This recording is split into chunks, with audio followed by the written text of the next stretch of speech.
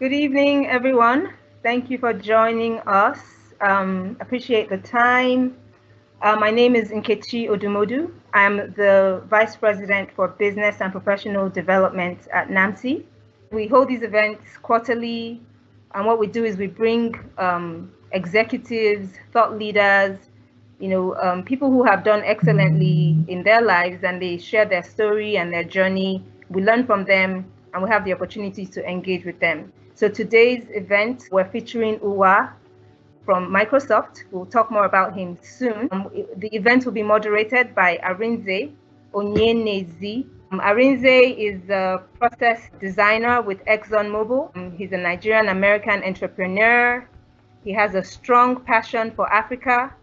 He's the founder of ONAS. It's an entertainment company committed to building the world's best cultural play and experience platforms.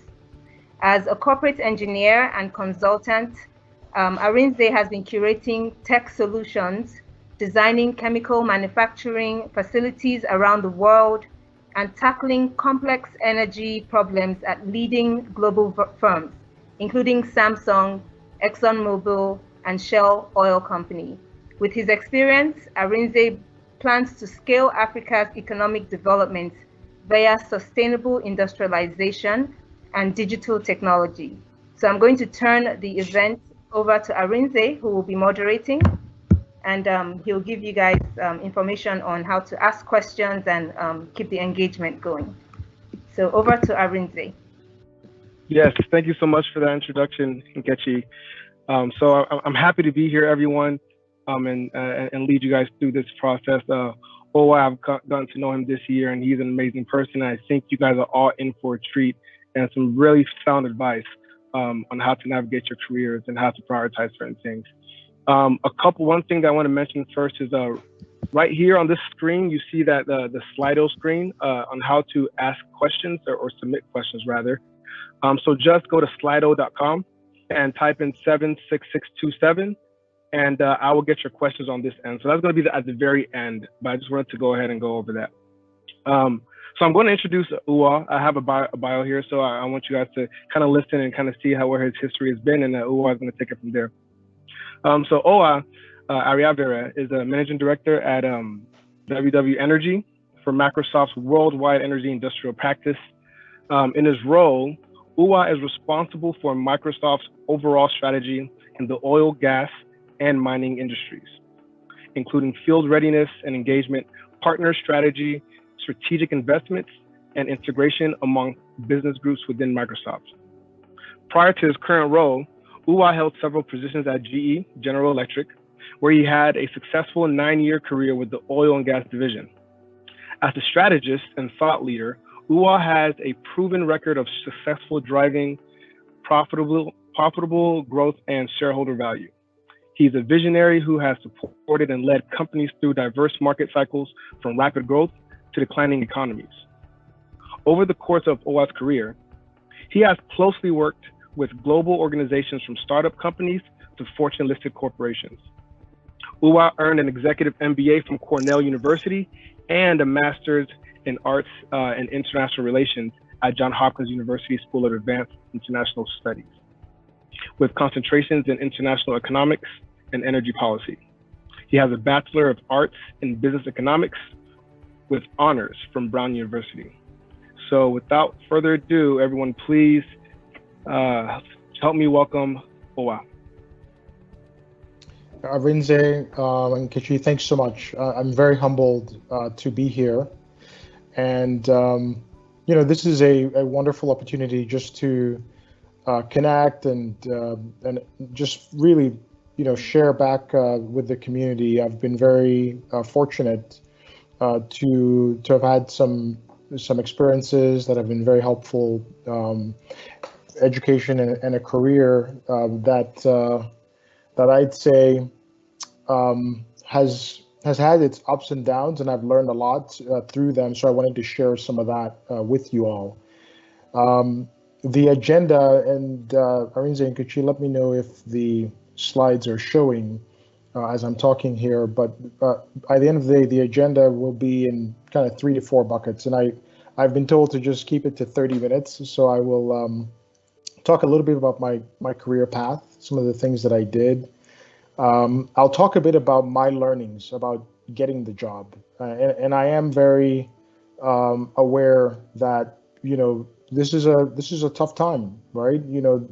So this topic is very timely, and some of you might be in transition. Some of you might be thinking about a new role and trying to move into a company, a different company, or trying to get into a field that is more of interest to you. So, and you might have already tried a lot of these things. So please note, I'm fully aware that I don't have a monopoly on how to navigate one's career. Just simply sharing my learnings, and if it's useful to one or two people out there, then I've done my job. Then the third thing I'll talk about is keeping the job. My learnings on, if you're happy where you are and you want to maintain the role, I have some work principles that I would love to share. So, and then we can get into some Q&A.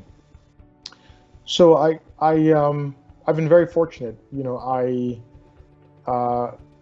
was a scholar athlete at Brown University. I was recruited to play football, so the fake football, right, as we would say, not the American football. I was a kicker and a linebacker, and also co-captain of my team. And I learned a lot of principles, work principles, team leadership principles during that experience. I studied economics, business economics, and then I remember trying to decide on what I wanted to do. And I read a lot of books. Brown is one of the things we're known for is, we pump out a lot of investment bankers. So I was learning a bit about investment banking, and I was very intrigued by the fact that there are people who support the work that investment bankers do. They're operations people. A lot of them are kind of based in a place in Delaware. So a lot of banks are headquartered in Delaware. So I found my way to JP Morgan in a sort of leadership program focused on operations. And I lived in Delaware for 2 years. Learned a lot about things like Six Sigma and operations, but then I wanted to take some risk, and I was very eager to make my mark on the world. So I thought, hey, getting into the startup world was the way to go. So I left banking and was able to find a role with a startup in Houston, and it's gone now. But I think that move to Houston was very important because, after a year, the business wasn't doing very well, and we all sort of got our walking papers. But I did learn a lot about oil and gas, and was looking for an opportunity to kind of get into the industry. So living in Houston, making friends in Houston, I learned a lot about the industry.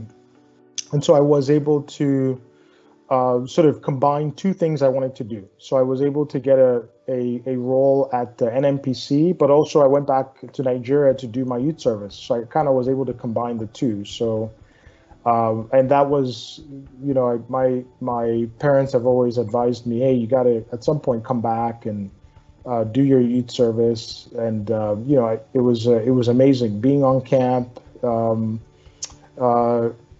And then, sort of going through the process for the year was really a wonderful experience.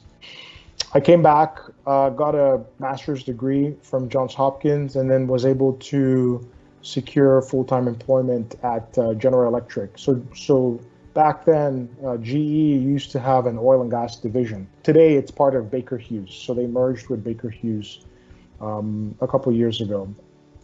And, I came in through a leadership program. I was very focused. I wanted to get into the oil and gas industry coming out of grad school. And I was lucky, had some good interviews. And I'll talk a bit about some of the things that I did. And I rotated through a lot of the businesses in G oil and gas. And after 9 years, I learned the industry. I lived in multiple countries, including Nigeria. I had an opportunity to actually do 2 assignments in Nigeria. I lived in Europe. I lived in the US. And I learned a lot about digital transformation because a lot of oil and gas, right? It's a very technology intensive industry. And I learned a lot about the importance of technology to drive value in the oil and gas industry, software as a service as a crucial part of what's needed to reduce costs and drive oil production and things like that. So I thought about it and said, I really like this technology piece and would like to figure out a way to combine my interests in the energy industry and in technology. And so, Microsoft at that time was looking for an oil and gas lead. So that's what I was lucky to get, an opportunity to interview and secure the role. And so I've been there for the last couple of years. And then, as I was getting there, I started my executive MBA at Cornell. So I finished that. So that's where I am today. And in my role, I think of myself as a bridge between the energy industry and Microsoft. Really helping Microsoft understand the oil and gas industry. I also look after the mining industry as well, and understand what types of technologies the industry needs. Understand really what decision makers in the energy industry need. And this is a tough time for oil and gas. They are accelerating their use of digital tools just to, due to the fact that it is a tough time for them. We call it the double black swan effect, kind of low oil prices and also the low demand due to the fact that, a lot of us were home for a couple of months and still are in some cases. So there's a low demand for hydrocarbons. But it's good and bad because it also forces the industry on the good side to think about innovation and accelerate a lot of the innovative things that they need to do. So that's my career in a nutshell.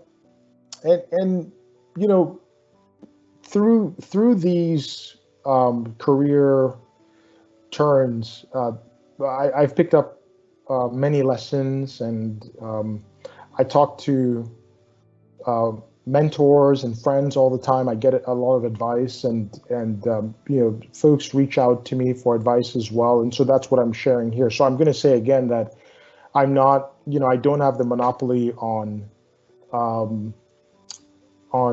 just navigating your career. I'm just here to share again some of the tips that I've learned. And I think the first thing is, you need to know yourself and know your strengths and your transferable skills. And I'll explain what I mean. I talk to people all the time who, they want to talk about Microsoft. They want to talk about getting into the oil and gas industry. They want to talk about getting into the energy industry, but they haven't really taken a good inventory of their skill sets. Are they good at technology? Are they good at the sciences? Do they have a degree in engineering? Do they have a degree in the social sciences? What's your story? If you're 5 years out of school, 10 years out of school, it's hard to tell a different story. When your resume is visible to someone, it is what it is. If you spent 5 years in financial services, that's kind of how they're going to view you. So you almost have to figure out how to think through that a little bit. And actually, this is very relevant for my shift from the oil and gas industry into tech, because I remember being very eager about being in the tech industry, but I wanted to sort of almost shed my energy skin, my oil and gas skin. And I got a lot of really good advice that, this is your background. I was sort of the coaching I received was that my background is a strength to leverage, and so and that's how I ended up sort of combining my interest in the tech industry and the energy industry. And so I think that's the first thing, is to really have an honest look at your skills, take a good inventory, and know how to sort of tell your story. So if you ask me, Uwa, what's your story? I'll say, well, one, I'm an energy expert. Two, I'm highly collaborative. I've led teams. I've been able to drive cross-functional teams as well, so work very collaboratively. I have a sales, marketing, and operations skill set. And finally, I like getting results done. And when things are broken, I'm the person you want to bring in to fix them. And that's really and then from there, I have a good sense of what story I want to tell about my skills. Second thing is, know your industry extraordinarily well, the one you're in now and the one you want to get to. And a good example is the energy industry. If you want to get into the energy industry or the tech industry, you've got to know, hey, in the energy industry, all companies are increasing their focus on renewables. They're driving energy transition. They're very focused on cost reduction right now. They're very focused on making their people more productive, especially since they're working from home. So they're looking for ideas around workforce transformation. They're like kind of key bullets, so that when you kind of talk to people, especially about when you're moving into a new industry, because there are certain industries like the tech industry that are doing quite well in COVID-19. Companies, communications companies, telcos like AT&T, Verizon are doing extraordinarily well because we rely on that infrastructure. So really understanding how they work, reading trade magazines, attending a lot of online conferences are free right now. I mean, this is like if you were ever interested in conferences, this is your time. You could stay wherever you are and attend conferences all over the world and learn a lot. I just attended the NASB conference last week from Seattle Metro. I didn't have to go travel, and so you get to learn a lot. So this is a good time to really ramp up on those skills, understand the inside workings of the industry you're in or the industry you'd like to land in. Another lesson I learned is about focus. And I think, at least for me, I'll speak for myself, sometimes all these companies are like a buffet. There's just so much out there, so many opportunities. So how do you sort of pick the top, sort of 10 that are meaningful? And kind of when you force yourself to sort of trim it down to your top 10 companies, you have to have principles that guide that. For example, picking companies that are friendly towards minorities, and there are a lot of indexes that show that.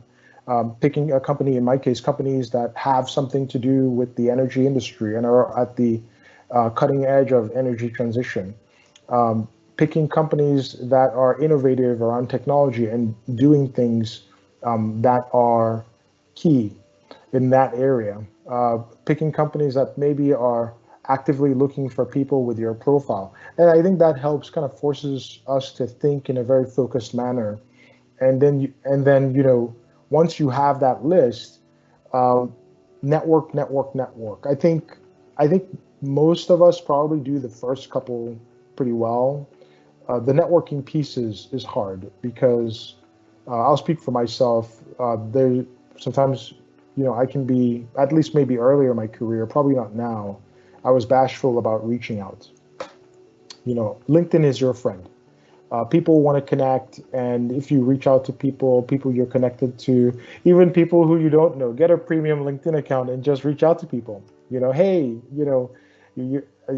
so if you're looking at your top 10 and just reaching out and in a very respectful manner, have a plan.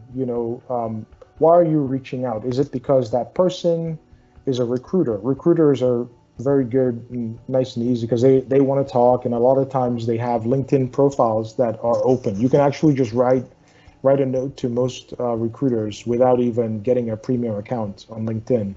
Others, you might have done your research and you find that they are in that specific department and there might actually be a posting. So your ask needs to be pretty crisp. Hey, I would love to learn about the requirements for this role that was posted, and here's a link. Like really making it easy for that person to decide whether they want to give you 15 minutes or quite frankly, they might just be happy to refer you and call it a day. And that referral is very crucial. So really leveraging tools like LinkedIn, your personal networks, and to drive and really drive that network and drive that network. I have a rule, I call it the 10 by 40. If you've got your top 10 companies and you're not engaged in some way with at least 40 people at each of those companies, you're probably not driving enough traction. You're not learning enough about the company. And it could mean you've reached out and you haven't heard back. But those things, it's sort of just a rule of mine, but I find that it works out pretty well because if you've actively reached out to 40 people, a couple of them, just playing the numbers, will reach out and they want to learn about you. They want to help you. They're people who actively want to help and support your career. The other piece here is having a really good project management system. Another area that's really tough. Managing your leads. When you reach out to people, log it. Hey, I reached out to Uwa on Tuesday, and when you reach out to people, if you haven't reached out to people. If you owe an action, a recruiter might have said, hey, send me your resume, right? Or a manager might have said, hey, call me in 2 weeks.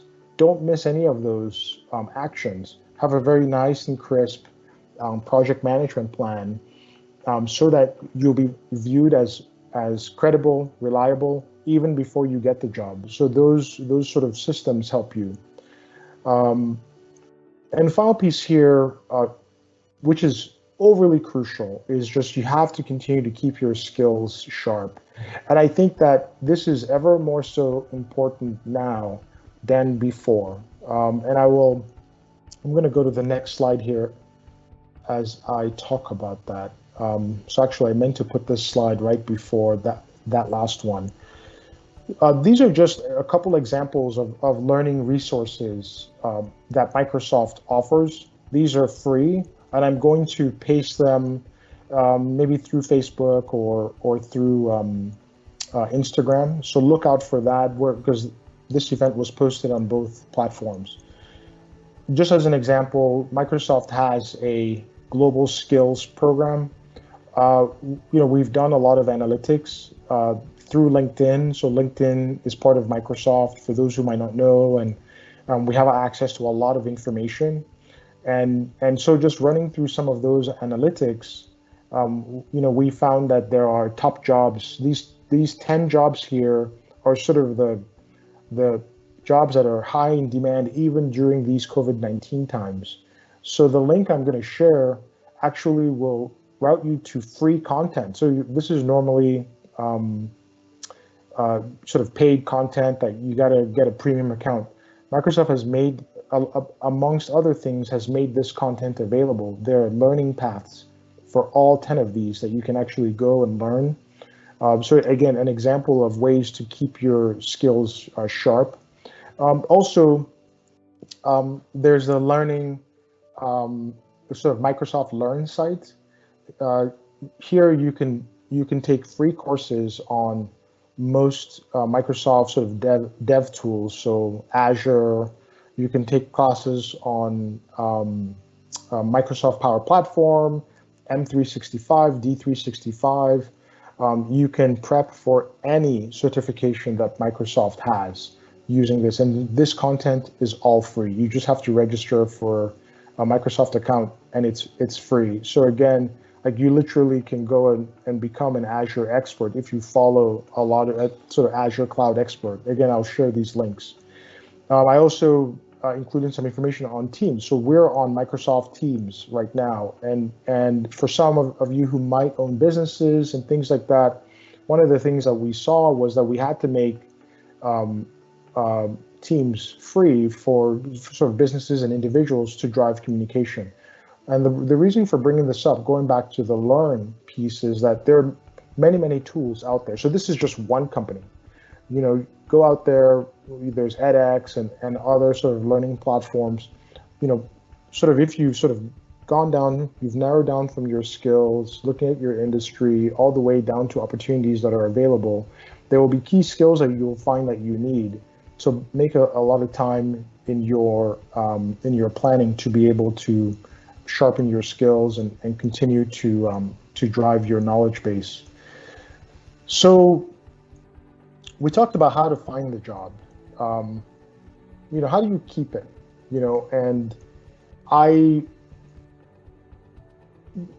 have, like all of us, made mistakes in my career, and I've learned along the way. And I've put these principles that I've sort of built up over the years that help me, and I'm very transparent about them. I'm transparent about them with my colleagues, and it sort of, I think it's a good way for my colleagues, my leaders, people around me to know how I work, because a lot of times part of keeping the role is really to create a harmonious environment at work and for people to know how you work and how they can work with you. That's a huge piece of it. Most professionals know what they're doing. It's not about just incompetence. For the most part, it's about fit. It's about fit and finding a way to be happy in the job. So I find that just being transparent about who you are and your principles is a big piece. And so I wanted to spend some time on that. Then Arinze, maybe we could talk about some questions that you have. The first is about being customer obsessed. So whether you are an individual contributor, a team leader, you're a salesperson, or you're in the back office, we all have customers. Our customer might be our boss, might be an oil company, but really making that customer the center of what you do is crucial. They pay the bills, whether it's, again, an external customer cutting the PO or it's your boss. And I know it sounds like common sense, but I found that truly putting the customer at the center of my top priorities at work is crucial. Always offer something to your colleagues, even when they ask, even if it's the shirt off your back. So I learned this one from an old boss, and he was right? So a lot of us, we have a lot of priorities and people who pull us into different things, and those interactions can be fractious, right? Because there's only one of you. But I found that, sometimes people don't need you for what they're asking for. They might be asking you to, give them half a day of your time, but maybe they just need a referral to somebody else, or maybe they need content that's available and they can do it themselves. But being that person who is not a no person, but says, well, I can't offer this, but I can offer this other thing that might be helpful. I found that that's just such an effective way to work. It's a great way to build allies at work and just to be seen as a very resourceful and reliable and supportive person. Being a team player and support your coworkers, be grateful for their support and give them credit. Don't undermine them just to make yourself feel good. Again, more common sense, but I think should be said. I think sometimes we all know that colleague who enjoys taking credit for other people's work, whether it's subtly or directly. We don't want to be those people. We want to be viewed as people who are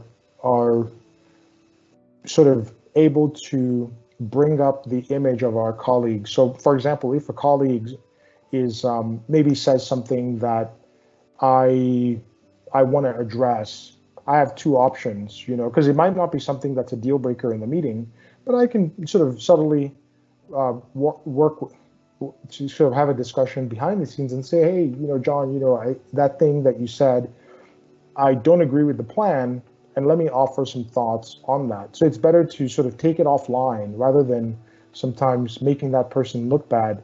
You might feel good in the meeting, but at the end of the day, it's not going to get you anywhere. At least on that round. They'll get you later, that's for sure. The other thing is about interactions. There's a lot of emails, back and forth at work, a lot of digital conversations.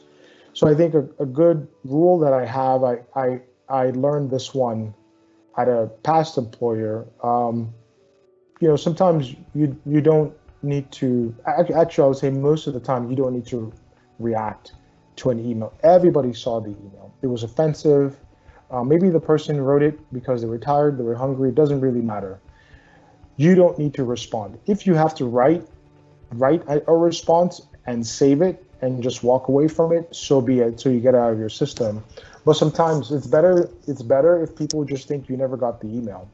And I know there are some people on the call who are cringing at what I'm saying, but never giving people the satisfaction is the best way sometimes to work, and you'll be respected for it because you'll be viewed as a person who, they're pretty sure you saw the email, or they might not be sure, but the fact is you kind of keep things moving along. I like to work offline and talk, hey, I saw that email. Can we talk about it? And so nobody else will know.